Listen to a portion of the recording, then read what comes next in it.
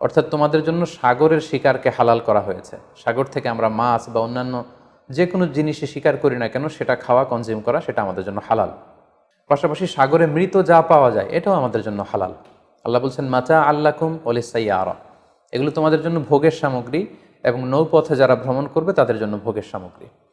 রঈসুল মুফাসসিরিন আব্দুল্লাহ ইবনে আব্বাস রাদিয়াল্লাহু তাআলা আনহু এই আয়াতের তাফসীরে সয়দুর বাহার বলতে তিনি বুঝিয়েছেন জীবিত।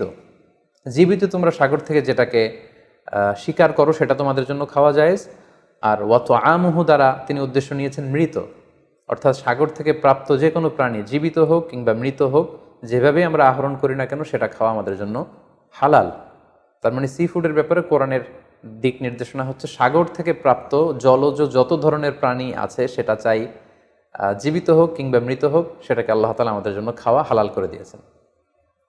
প্রিয় বোন, এবার